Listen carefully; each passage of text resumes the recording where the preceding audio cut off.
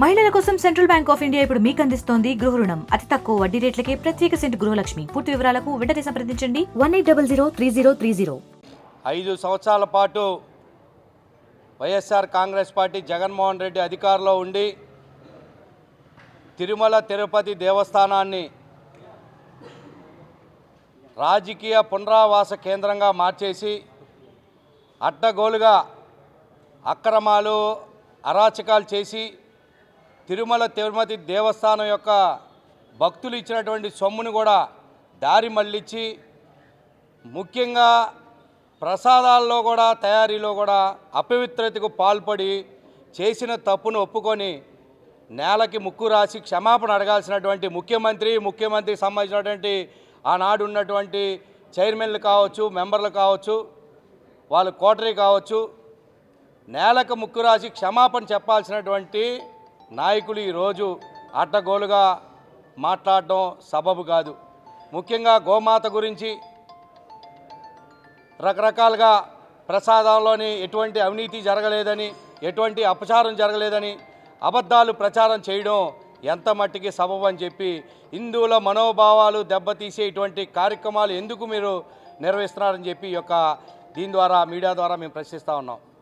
తప్పు చేసినప్పుడు ఒప్పుకోవాల్సినటువంటి నాయకులు మళ్ళీ దేవాలయాల్లో ఏదో జరిగిపోయినట్టు, అపచారం జరిగిపోయినట్టు, పుండి మీద కారం జల్లినట్టుగా హిందువుల యొక్క మనోభావాలు దెబ్బతీసే కార్యక్రమాలు నెరవేర్చడానికి నిరసనగా ఈరోజు నిన్న జరిగినటువంటి ఇక్కడ వైఎస్ఆర్ కాంగ్రెస్ పార్టీ నాయకులు చేసినటువంటి కార్యక్రమానికి అనుగుణంగా ఈరోజు భారతీయ జనతా పార్టీ కిసాన్ మోర్చా రాష్ట్ర అధ్యక్షులు కుమారస్వామి గారి ఆధ్వర్యంలో ఇక్కడ ఈ యొక్క ప్రక్షాళన కార్యక్రమం చేపట్టడం జరిగింది. ముఖ్యంగా లడ్డూలోని అపవిత్రం జరిగిందని రిపోర్ట్లు వచ్చినప్పటికీ అడ్డగోలుగా బుక్కాయిస్తున్నటువంటి ముఖ్యమంత్రికి సంబంధించినటువంటి కోటరీ సభ్యులు వైఎస్ఆర్ కాంగ్రెస్ పార్టీ నాయకులుకి ఒకటే చెప్తా ఉన్నాం మేము, జరిగిన తప్పును ఒప్పుకోండి, క్షమాపణ అడగండి, ఆ భగవంతుడు క్షమిస్తాడు. హిందువులు కూడా అత్యంత మంచి మనస్కృతులైనటువంటి వ్యక్తులు క్షమిస్తారు. అంతే తప్ప అడ్డగోలుగా దాన్ని దారి మళ్లించి ఇంకా మనోభావాలు దెబ్బతినే వ్యాఖ్యలు ఏదైతే చేస్తున్నారో ఇవన్నీ మానుకోవాలి. ప్రజలు ఇప్పటికే గమనించారు.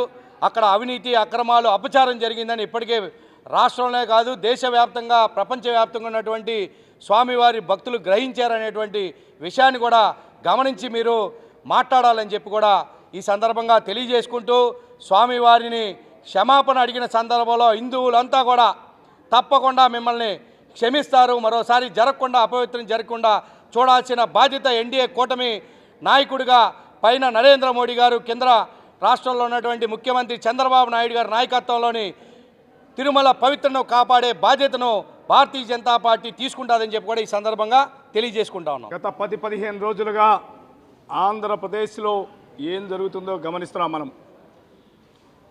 ప్రపంచంలో ఉండే కోట్లాది మంది ఆరాధ్య దైవంగా భావించే తిరుమల వెంకటేశ్వర స్వామి మీదే దుష్ప్రచారం జరుగుతుంది.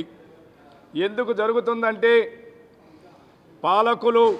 పాలించిన వారు క్రైస్తవ మతస్థుడైనటువంటి జగన్మోహన్ రెడ్డి దానిని ఆరాధ్య దైవంగా భావించే కోట్లాది మంది హిందూ బంధువుల మనోభావాలు దెబ్బతినేట్టుగా ఆ వెంకటేశ్వరుడికి తయారు చేసే ప్రసాదంలో కలిపి అది నైవేద్యంగా పెట్టడం జరిగింది.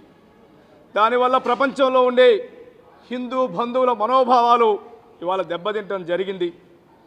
దానికి దొంగతనం చేసి దొంగ అన్నట్టుగా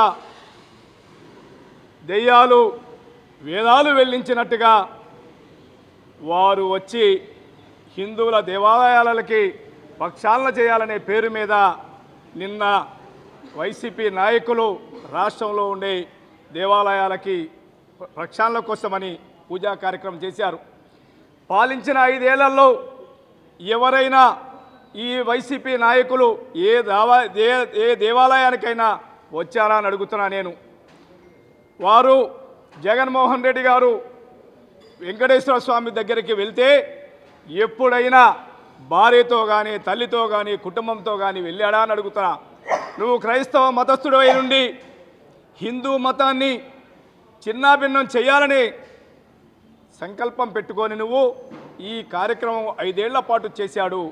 దానికోసమే భారతీయ జనతా కిసాన్ మోర్చా రైతులు ఆరాధ్య దైవంగా భావించే ఏదైతే గోమాత ఉందో ఆ గోమాత పేరు మీద గోవు ఘోష విను గోవింద అనే పేరు మీద కార్యక్రమం చేశాం మేము.